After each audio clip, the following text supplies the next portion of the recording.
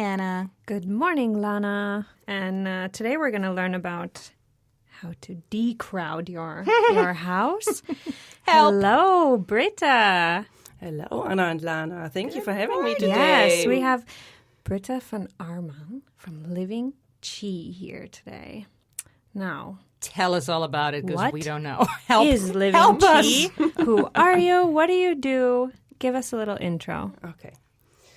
I'm German, and I moved to Amsterdam in 2002 after meeting my American, nowadays husband, in 2000. Okay.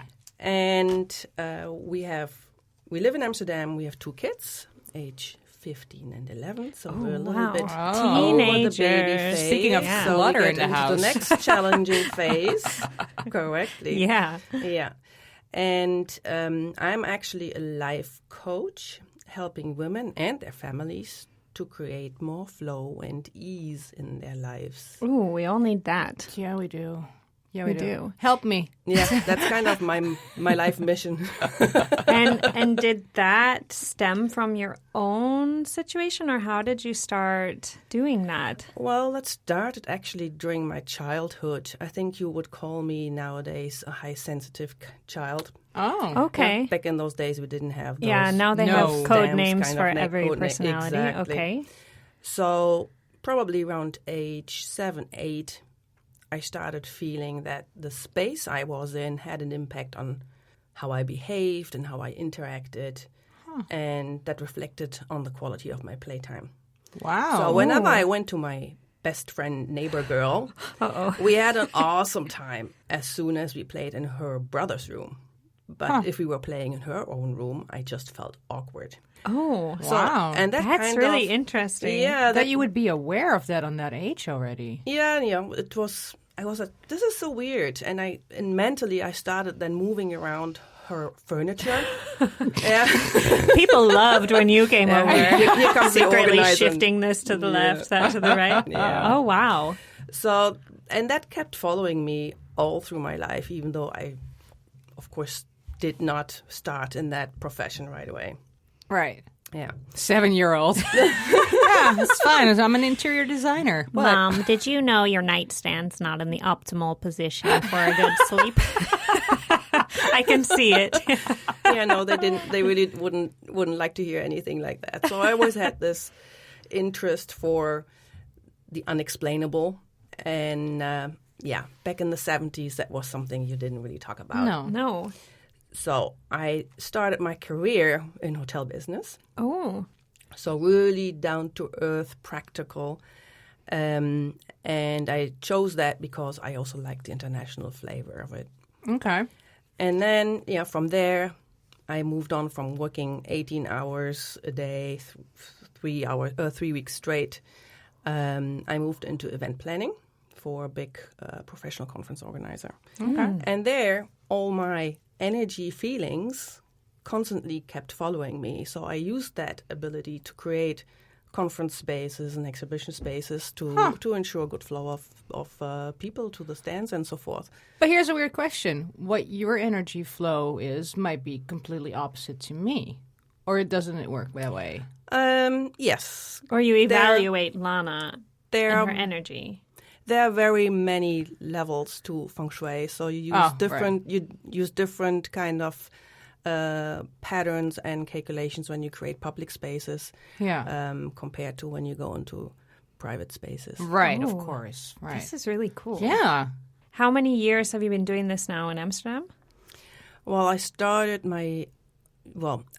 studying interior design because I was asking for questions. How does it come that I feel different in one space than in another? And I thought interior design might give me the answers and understanding how to create a space and, how to create that flow and, all the technical aspects and so forth. But it became pretty technical. And that's not really what I was looking for. So after that, what I start, I finish. Mm-hmm. So that's number one. I have a diploma in interior design. Yes, I do. Hey, that's one more diploma more than me. So. But after that, I started with Feng Shui, and there I was really surprised because I didn't realize how connected it was to astrology. Oh, So, but this is actually what gave me the clues. Yeah, and that is basically a never-ending study. So I started in 2008, 2009, Yeah. Yeah. and it's still ongoing. And you did have your children by then already. So you were also a mom and doing this career? Yes, you said Yes. 15, right? Yeah. Yes. So you had to also balance that. And Yeah, did that absolutely. also influence the way that you looked at different spaces? The fact that you did have children and that impacted your life, maybe? Yeah, it was a pretty crazy time. So I worked full-time, had my first child. My second was on the way. And was busy with my studies. And of course, then you're getting so enthusiastic about it that I turned everything around. So, like, I changed bedrooms. Yeah. So, when you have two kids, for example, you might realize they both have issues, not sleeping well. That's the most common thing, that kids have Absolutely. sleeping Yeah. problems. Oh, yeah. And that is so energy consuming for us mothers, Yes, mostly. yeah. Oh, I don't yeah. know. Oh, yeah. Yeah, I think everybody. So, and then, swapping around, I analyze then, is this the best room they could be in? And then I could swap rooms because they might be better off in a different room, or changing the positioning of the bed. So all this plays a role in how kids feel and Wow. also behave and perform. Wow. I want to hear more about I that. do. Yeah. So when we're talking about kids, and the rooms, and the mess, and the sleeping, you said that you even tried moving their beds and swapping the rooms. Now it makes me think about, oh yeah, that makes a lot of sense. Maybe they're not sleeping well because of the energy in their room. And I'm curious, what did you find with that? And how does it tie into this entire concept of Feng Shui and the energy in your house? Yeah, that's a really good question. So Feng Shui is actually about creating a balance between the energy from the universe, the earth, the man-made spaces we live in, and us people. So we all have different energy layers, and they can be calculated. So it's a real science behind it. So the first thing I do when I have a client, I read the floor plan and match it to the personalities. And I can really read their life stories. So I can see exactly what problems they have, whether they're health-related, relationship-related, financially related. It's really scary. And then you go Anna, describe my face right now. Describe my face. I feel a bit like I'm in a tarot card reading, and you just told us our future. We're both like, oh, God, don't invite her everything. over. Oh, my God. Wow. No, I it's- didn't know. Yeah, no, I'm every single time fascinating. I'm fascinated and surprised myself. So when I go to a client and say, "Do you maybe have problems with your hips?" and he looks and the client looks at me and saying, "How can you possibly know this?" What? That's Or amazing. or saying, "I think your kid is suffering from light depressions," and the mother looks at me, "Light depression? Yes, absolutely." So I can see Wow. that in the energy of the room. Of the room. So what I actually always recommend before, especially when you want to buy a house, to really get an analysis done before you sign the contract, because Right. the home really impacts every aspect of your life. Could be haunted. No, I'm kidding. I'm sorry, I had to. That cost extra. They're Wow. here. Wow. I think it's really interesting concept. But so, okay, then I'm going to straight up ask. I live in, it's almost a studio apartment, and then I have an upstairs where I have a big bedroom, but my kid sleeps in our bedroom. So what does that tell me? That's just chaos all over then, if it's all in one room, basically. Well, I would always say that, first of all, depends a bit on the age of the child. 3. 3, yeah. Well, but then I personally would think it's time to move it out if you can. Can't. That's Yeah. the thing. So, but every situation somehow has a solution. Yeah. So, if your life turns completely upside down, that nothing works, you start losing job, you start being sick, your relationship goes sour, then you can do certain things, but then at some point I also recommend maybe you just want to move. But for things like defining sleeping spots or storage spaces, there is usually a solution to it. Yeah. Yeah, you can, it's the Feng Shui is based on the flow of energy, the relation between the 5 elements we work with, and you can manipulate it.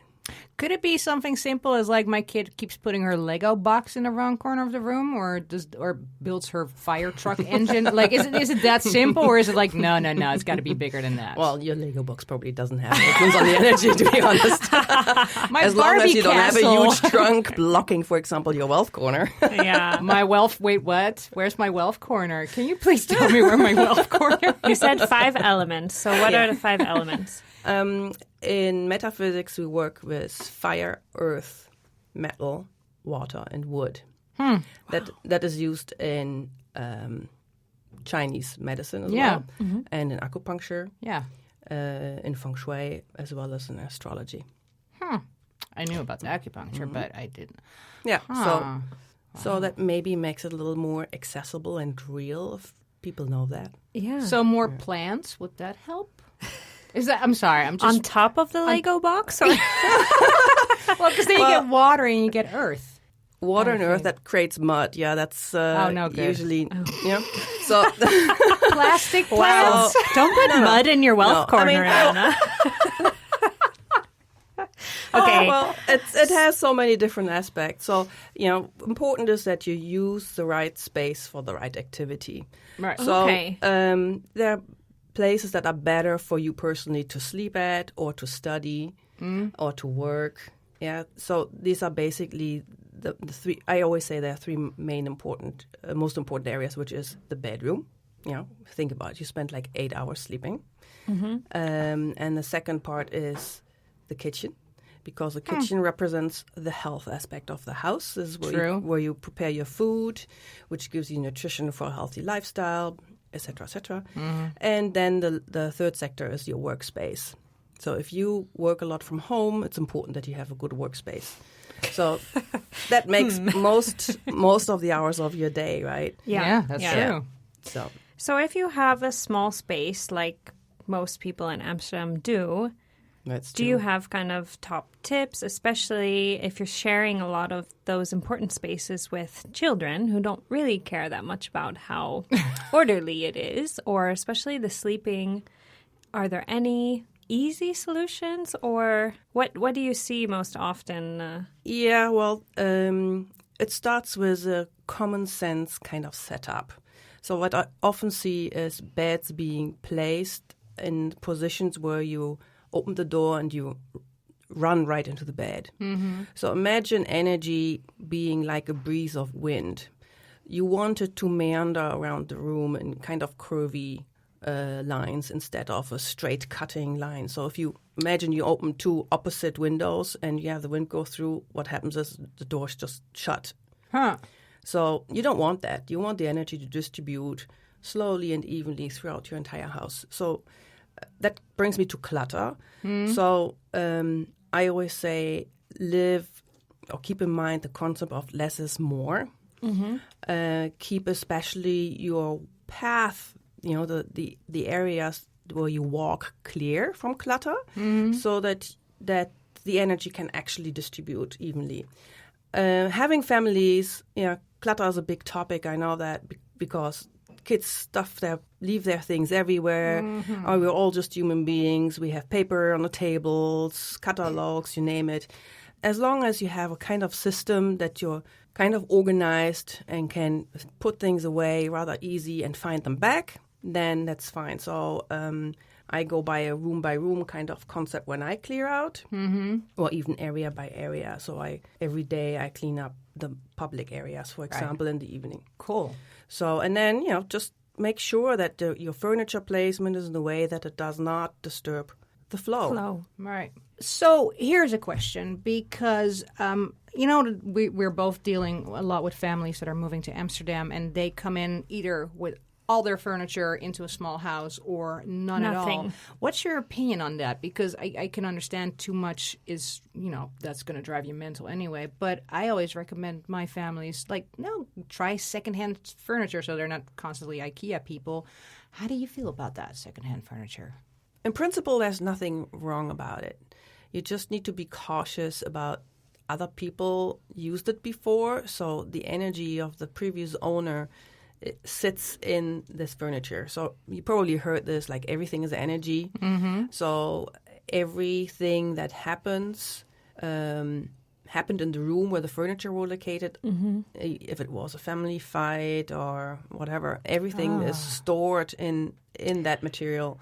So it's the same with your walls in the house. So if you have a family fight or so, you should always do energetical cleansing. So if you buy anything secondhand, that is my big recommendation, to not just, first thing, of course, you clean it anyway with soap and water and wash it and whatever to make it hygienically great, but also to give it an energetical cleansing. And you can do that very easily just using incense and smoke the thing out. Just any kind of incense? Or? Well, I prefer to use white sage.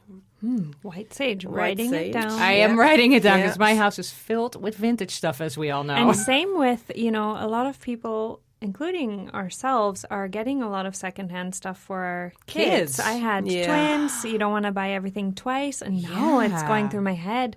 How does that impact the children? Oh, I didn't even White think of sage. that. We got to cleanse. Dude, I need to dip my house in it. But do you see then that is also maybe impacting families more and more often because more and more people are trading items, right? Well, to trading items, I like it because it's sustainable, circular economy. So it has a really good intention to it, and that intention does a lot energetically. So, but just once you purchase or exchange, swap or whatever it is, an item, then just make sure that you make it your own by cleaning it properly and cleansing it energetically, and then there's no problem with it. Think good vibes in it. Like, I want you to be nice to me. I want you to give me money. Well, the power of the mind. Yeah. Yes. And we're also talking about the amount of furniture per room. That's maybe your easiest fix is to absolutely. That rid is of the most common mistake, that people just stuff their homes with furniture. So, and especially when moving to Amsterdam, you need to consider the sizes of our apartments here. They're rather small, especially, if you come from countries like America, where everything is big. Right. Even the couch is basically double sized than the European couches. So take it a notch down. Keep the essentials, and again, think of less is more. If you put less furniture in your apartment, you have more space to move, and the space appears already much lighter. If it's stuffed with all your furniture because you just want to keep it and you cannot let go, it leads to you feeling like super cramped into a space. You get bad temper because you just feel like you have no breathing space. Yeah? So that leads to just like aggression and tension within the household. I'm just thinking, would this work with schools? Because I know with Waldorf schools, like the free schools, they sort of keep that in mind as well. Like there are no square windows, and the doors, like all the glass is sort of cut in a strange way. Not strange way, but you know what I mean. But for schools... Unique way. Yeah, sure. The free way. The free way. But would that work for schools and daycares? Absolutely. Yeah, because those kids sleep in like the little cabins in a little, cages. Yeah. Yeah, just think of Asia. Any of the Asian cities. Yeah. They don't even start building without having a Feng Shui consultant. Yeah, that makes sense. So first of all, they have a Feng Shui consultant analyze the property itself. Does it hold good energy? Then they define how should the building be located on the property. So where should be the entrance? Where should be the, we talk about sitting and facing direction. No mirror across the door, right? That was a boo-boo. That's the only thing. Yeah, mirrors is, there are some kind of rules to use of mirrors. Some see it more stricter than others. There's also, unfortunately, a lot of superstition in this whole field. So I'm following a rather practical approach. Okay. So, if you hear about, here, just put a 3-legged toad underneath your couch and you get wealthy. Well, no shoes on the thinking. table. Yeah. I know that. Like, no shoes on the table, that brings poverty. Umbrella in the house is bad luck. Yeah. And I remember at our old work, they went bankrupt, so that's hilarious. We had those lions that you put copper coins in and facing the window. That's supposed to bring wealth, which we were for a while, and then we went bankrupt. Oh, wow. Yeah, you need to understand that Asians have a complete different culture. Yeah, that's true. With many different deities, and so if they put statues and stuff in their house, they have a connection to it. They mean something for them. true. So if we just implement this in our house, it has no meaning to us, and this is why it doesn't work. Yeah. Oh, that makes sense. Wow. This is interesting, man. Yeah. Oh, I want to know more. If people want to know more, they can go to your website, which is livingchi.nl. livingchi.nl. And they can get a free book? Yes, I have. What? Yeah, right on the landing page, there are 2 buttons where you can request a free book when signing up to my newsletter. So you get a nice ebook where I explain how to position furniture correctly and also how to calculate your own energy pattern and what the areas in the house mean for you personally. Guess what we'll be reading. Exactly. And you can also schedule a free call with me. Great. That's good. So, And you're sometimes hosting workshops as well, right, in the city? Yes. So I will plan one at the end of the year or maybe beginning of next year for the update of the new annual energy. So there I'm combining Feng Shui and astrology because it goes very much hand in hand. So you get a little taster of what the year has in store and what you can do. And the next upcoming one is actually a collaboration with a friend of mine, Carmen Coleman, where we work together on goal setting, bringing together metaphysics and just the practical tools of goal setting. wow. Great. Cool. Well, we're going to share those as well on Facebook and on our activity calendar, of course. Yeah. We're really happy to have heard these tips so far. I want to thank Britta for coming over. Thank you so much. That was so Thank interesting. you for having me. Thank you, everyone. Yes. Thank That you was so much wonderful. for listening. Thank you, Britta, for being here from Living Chi. Thank you Yeah. for having me. It was a pleasure. Yeah, I really enjoyed it. That was super cool. Hey, so if people want more information, they can go to your website. So that's www.livingchi.nl. That's correct. They can get the free audiobook. No, not Ebook? audiobook, ebook. Sorry. ebook, I'm too much into audio. You love podcasts. Ebook and a free call. Yes. Yeah, Right? that's great. And you're on Facebook, of course, Living Chi as well. Yes, I am. And also on Instagram, not so active. Okay. But they could find your workshops there. So we're going to share all of that Yeah. so you can find Britta Absolutely. to declutter your house and your mind. Yeah. And yeah, I need it. I know. I wanna take you to my house right now. Let's analyze Okay, it. let's go. Okay, guys, we're out. Thank you. Have a lovely weekend, everyone. Bye.